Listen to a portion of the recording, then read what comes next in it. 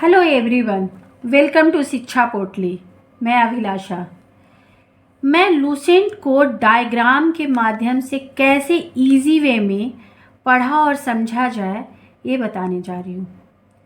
जैसे कि हम देखते हैं कोई भी एग्ज़ाम हो, लूसेंट बहुत ही इम्पॉर्टेंट रोल अदा करता है। कुछ भी पढ़ना हो तो लूसेंट पहले पढ़ लो, कोई भी तैयारी करनी हो तो लूसेंट कर लो। तो लूसेंट बहुत इम्पॉर्टेंट है और मैं कोशिश कर रही हूँ कि डायग्राम से आप लोगों को याद हो जाए, समझ में आ जाए। तो देखते हैं कि लूसेंट में सबसे पहले हिस्ट्री है, तो मैं हिस्ट्री को लेके चल रही हूँ। इतिहास को 3 पार्ट में बांटा गया है: प्राचीन भारत, मध्यकालीन भारत और आधुनिक भारत। अब हम देखते हैं प्राचीन भारत को। तो प्राचीन भारत के इतिहास के मुख्यतः 4 स्रोत हैं: धर्म ग्रंथ, ऐतिहासिक ग्रंथ, विदेशियों का विवरण और पुरातत्व संबंधी अभिलेख। धर्म ग्रंथ में हम देखते हैं कि धर्म ग्रंथ को 4 पार्ट में बांटा गया है: ऋग्वेद, यजुर्वेद, सामवेद और बाद का वेद अथर्ववेद। 4 पार्ट में बांटा गया धर्म ग्रंथ को: ऋग्वेद, यजुर्वेद, सामवेद और अथर्ववेद। मैं जितना भी करवा रही हूँ जो लूसेंट में है उसी को करवा रही हूँ, एक्स्ट्रा कुछ भी नहीं जोड़ रही हूँ, क्योंकि उससे ज़्यादा कन्फ्यूज़न हो जाएगा। लूसेंट को करना है तो लूसेंट को करना है। ऐतिहासिक ग्रंथ में पुराण, रामायण और महाभारत है, जबकि लूसेंट में पुराण ही दिया है सिर्फ। अगला है विदेशियों का विवरण।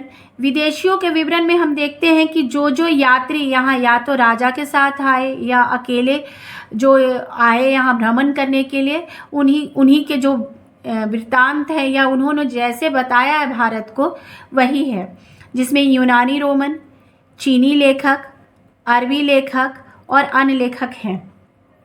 पुरातत्व संबंधी में हम देखते हैं अभिलेख: हाथी गुफा अभिलेख, मंदसौर अभिलेख, जूनागढ़ अभिलेख, ग्वालियर अभिलेख, नासिक अभिलेख, भित्री स्तंभ अभिलेख, प्रयाग प्रशस्ति अभिलेख, देवपाड़ा और ऐहोल अभिलेख। जैसा कि हम लोग जानते हैं कि ये सारे, जैसे अब धर्म ग्रंथ है तो धर्म ग्रंथ को हम आगे अलग से देखते हैं और ये सारे फिर हमें आगे के चैप्टर्स में भी पढ़ने को मिलता है। तो ये सिर्फ शुरुआत का जो दिया गया है उसी का है।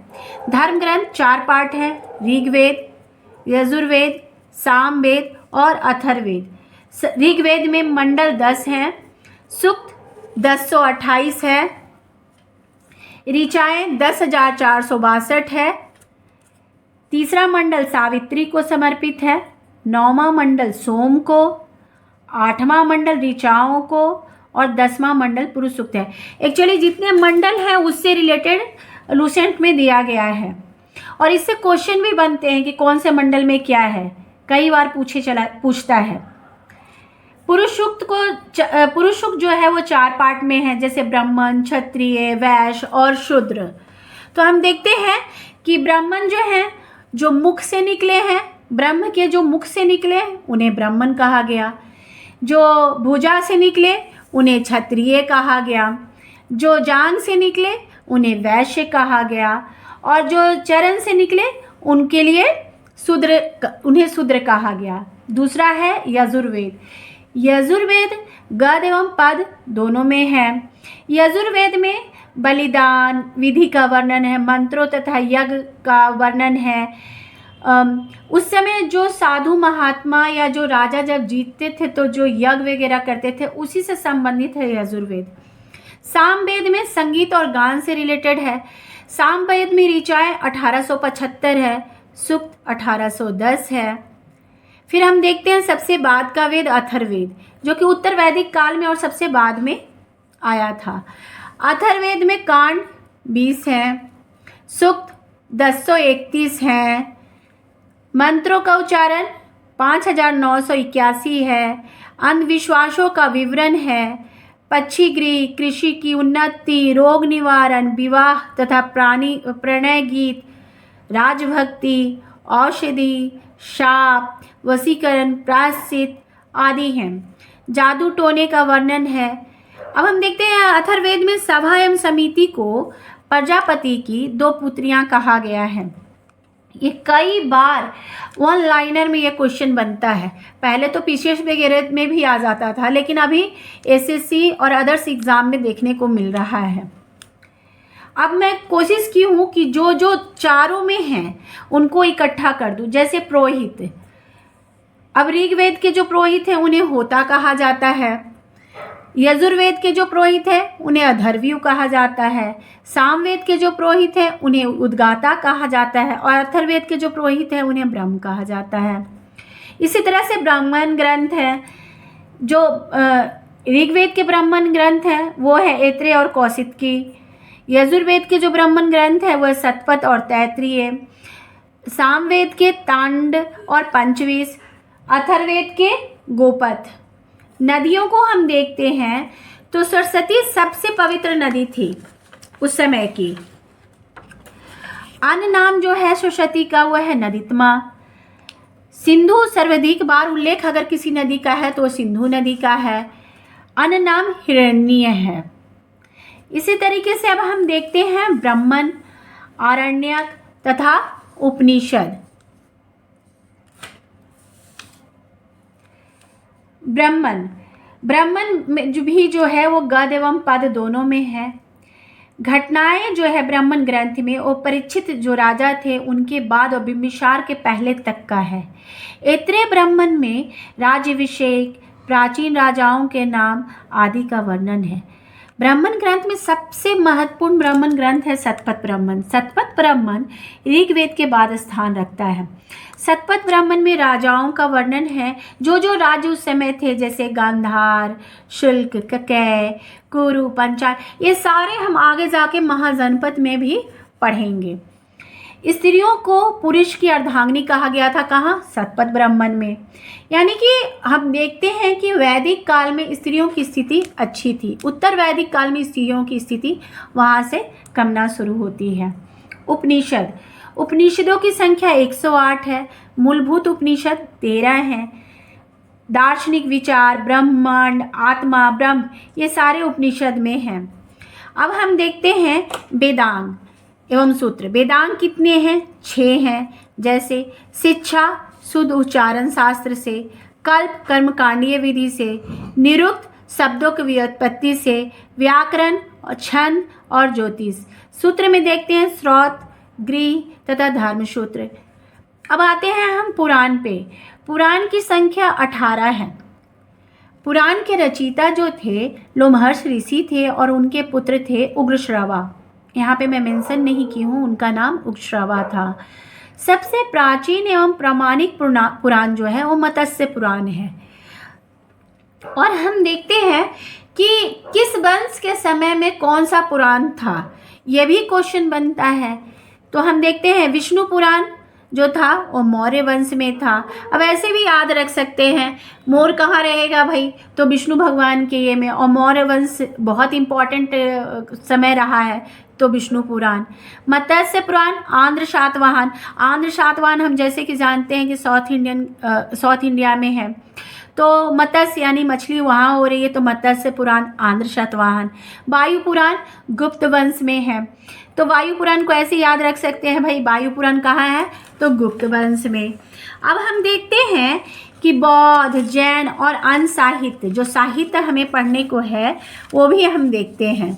उसमें हम देखते हैं कि बौद्ध धर्म में जो जातक कथा है वो बुद्ध भगवान की पूर्व जन्म की कहानी है। हीनयान, जैसे कि देखते हैं कि बौद्ध धर्म 2 भाग में बढ़ता है, हीनयान और महायान में। तो हीनयान का जो प्रमुख ग्रंथ है कथावस्तु, उसकी चर्चा यहाँ पे किया। आगे हम जब बौद्ध और जैन पढ़ेंगे लूसेंट वाले ही, तो उसमें आगे अलग से भी विस्तारित है। अब हम देखते हैं बौद्ध जैन धर्म में आगम, प्रारंभिक इतिहास कल्पसूत्र, भगवती सूत्र में महावीर के जीवन कृत है। साहित्य में देखते हैं कल्हन की राजतरंगिनी, और राजतरंगिनी में कश्मीर के शासक का वर्णन है, और यह प्रारंभ से लेकर 12वीं शताब्दी तक का वर्णन हम कल्हन में देखते हैं। अब आते हैं हम जो और भी ग्रंथ, जैसे चचनामा। चचनामा अली अहमद के द्वारा। अष्टधाई पाणिनि की अष्टधाई। अच्छा, अष्टधाई में हम देखते हैं कि मौर्यकालीन इतिहास के बारे में वर्णन है। अब हम देखते हैं कि विदेशी जो आए उनसे रिलेटेड जो भी यात्री आए, विदेशी यात्री आए, उनसे जो हमें जानकारी मिली है उसको हम देखते हैं। जैसे यूनानी रोमन आए, तो ईरानी रोमन से हम देखते हैं टेटियस को, ये ईरान के थे, राजवैद्य थे। इन्होंने भारत के बारे में बोला कि यहाँ बहुत आश्चर्यजनक कहानियाँ हैं। फिर आए हेरोडोटस। हेरोडोटस को हम सब जानते हैं कि इतिहास का पिता कहा जाता है और इनकी पुस्तक है हिस्टोरिका। हेरोडोटस की पुस्तक है हिस्टोरिका, जिसमें इन्होंने भारत, फारस और के संबंध के बारे में बताया है। फिर हम देखते हैं डाइमेकस। अंतियोकस का राजदूत था डाइमेकस, जो बिंदुसार के समय में आया था। अच्छा, एक चीज़ और नोटिस कीजिएगा कि जितने यात्री हैं किस राजा के समय में आए थे ये भी पूछ बैठता है। जैसे डाइमेकस बिंदुसार के समय में आया, डायनेसियस मिशनरिस टॉलमी फिलाडेल्फस का राजदूत था, ये अशोक के समय में आया। फिर हम देखते हैं टॉलमी दूसरी शताब्दी में आया और इसने भारत के भूगोल के बारे में बताया है। फिर हम देखते हैं प्लिनी को। प्लिनी प्रथम शताब्दी में आया और इसकी पुस्तक है नेचुरल हिस्टोरिका, जिसमें जितने भी नेचुरल चीज़ें हैं उससे रिलेटेड ही इन्होंने रखा है। फिर आए सिकंदर के साथ भी 3 यात्री आए थे, नियारकर्स, अनिस्टोक्रेटस और एस्ट्यूबुलस। ये यात्री भी आए, इन्होंने भी काफ़ी अच्छी चीज़ें, जानकारी भारत के बारे में बताई है। फिर आए मेगास्थनीज। मेगास्थनीज की पुस्तक है इंडिका, जो बहुत ही इम्पॉर्टेंट है क्योंकि ये मौर्य युगीन समाज एवं संस्कृति के बारे में बताता है। और मेगास्थनीज जो था वो सेल्यूकस निकेटर का राजदूत था और चंद्रगुप्त मौर्य के टाइम में आया था। हम लोग जब आगे पढ़ेंगे तो हम देखेंगे कि चंद्रगुप्त मौर्य का रिलेशन सेल्यूकस निकेटर से कैसे था। फिर हम देखते हैं चीनी लेखक। चीनी लेखक में फाहियान आता है। फाहियान 14 वर्ष तक यहाँ रहते हैं और चंद्रगुप्त द्वितीय के समय में आते हैं। अच्छा, फाहियान का जो यात्रा वृत्तांत है उसकी खासियत ये है कि उन्होंने मध्य प्रदेश की जनता के बारे में ज़्यादा बताया। उन्होंने कहा कि मध्य प्रदेश की जनता बहुत ही सुखी है और बहुत खुश रहती है। अब हम देखते हैं संगयून। संगयून ज़्यादा नहीं, 3 वर्ष तक ही रहे, 518 ईस्वी में आए थे। फिर सबसे इम्पोर्टेंट आ रहे हैं चीनी यात्री में हेनसांग। हेनसांग 629 में हर्षवर्धन के काल में आए थे। ह से हेनसांग, ह से हर्षवर्धन। 15 वर्षों तक रहे और 645 में हेनसांग लौटे। हेनसांग का जो यात्रा वृत्तांत है सीयू की है। इन्होंने, अब हर्षवर्धन के टाइम में आए हैं तो हर्षवर्धन से रिलेटेड चीज़ों के बारे में बताएंगे। तो इन्होंने हर्षकालीन समाज, धर्म, राजनीति आदि के बारे में बताया। हेनसांग ने बुद्ध प्रतिमा, सूर्य और शिव की प्रतिमा के बारे में भी बताया। हेनसांग के बाद इतसिंग आते हैं। इतसिंग आते हैं 7वीं शताब्दी में। इन्होंने नालंदा विश्वविद्यालय और विक्रमशिला विश्वविद्यालय के बारे में भी चर्चा की है। अब हम देखते हैं अरबी लेखक। अरबी लेखक में ज़्यादा के बारे में तो नहीं मिलता है, 2 बहुत ही प्रमुख है, एक है अल-बरूनी और दूसरे हैं इब्न बतूता। अल-बरूनी की पुस्तक है किताबे हिंद, जो हम लोग सब जानते हैं, एवं तहकीके हिंद, अर्थात इसका मतलब है भारत की खोज। मुझे तो समझ में नहीं आता इन्होंने ऐसा क्यों कहा कि भारत की खोज। भारत कहीं गुम थोड़ी हो गया था कि ये भारत को आए और खोज लिए। धर्म, दर्शन, रीति रिवाज, त्यौहार, यहाँ का खगोल विज्ञान, भारतौल आदि के बारे में अल-बरूनी ने किताबे हिंद में बताया है। फिर आते हैं अरबी लेखक में इब्न बतूता। इब्न बतूता आए थे 1333 में, अर्थात 14वीं शताब्दी में आए। इब्न बतूता की पुस्तक है रेहेला, जो काफ़ी ही इम्पोर्टेंट पुस्तक है भारत के बारे में। इसमें भी काफ़ी अच्छे तरीके से विवरण किया गया है। इब्न बतूता मोहम्मद बिन तुगलक के समय में आए थे। फिर हम देखते हैं अन्य लेखक में 2 का नाम बहुत ही आता है, एक तारानाथ और दूसरे मार्को पोलो। मार्को पोलो को तो सब लोग जानते हैं। तारानाथ तिब्बती यात्री थे।